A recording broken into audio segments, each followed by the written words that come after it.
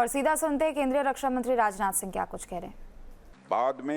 बाद में 1966 में चीफ ऑफ एयर स्टाफ से प्रमोट कर उन्हें एयर चीफ मार्शल बनाया गया और अर्जन सिंह जी भारतीय वायुसेना के इतिहास में इस प्रतिष्ठित पद पर प्रमोट होने वाले पहले अफसर बने।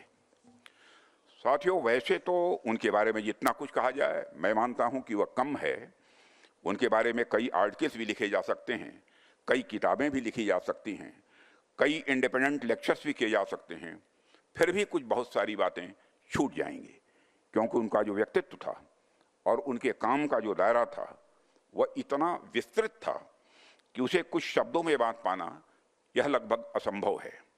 आज भी भारतीय वायुसेना पर उनकी छाप हमें स्पष्ट रूप से देखने को मिलती है और यह बात भी एक हद तक सही है कि जब भी कोई संस्था सफलता की ओर अपने कदम बढ़ाती है तो उसमें उसके फाउंडिंग फादर्स के विजन का बहुत ही इम्पॉर्टेंट रोल होता है।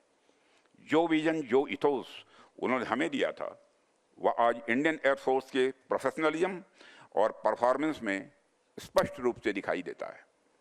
आज यदि हमारी सेना दुनिया की सशक्त वायु सेनाओं में से एक है तो इसके पीछे कहीं न कहीं उनके विजन का एक बहुत महत्वपूर्ण योगदान है। साथियों, जब भी मैं इंडियन फोर्स से जुड़े हुए किसी इवेंट में आता हूं तो स्वाभाविक रूप से मेरे जहन में वायुसेना का इतिहास चलने लगता है।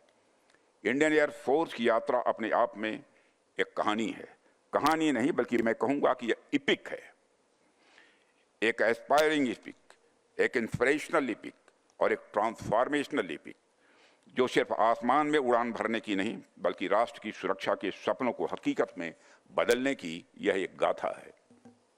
साथियों, आप जानते हैं कि इंडिपेंडेंस के बाद किन परिस्थितियों में हमारी एयरफोर्स आगे बढ़ी है, कितने कम रिसोर्सेस के साथ हमने एक नई शुरुआत भी की है।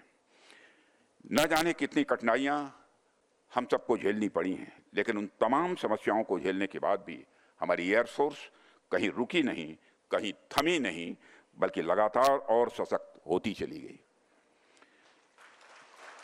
इसमें नए नए मजबूत विंग्स जुड़ते गए। 1960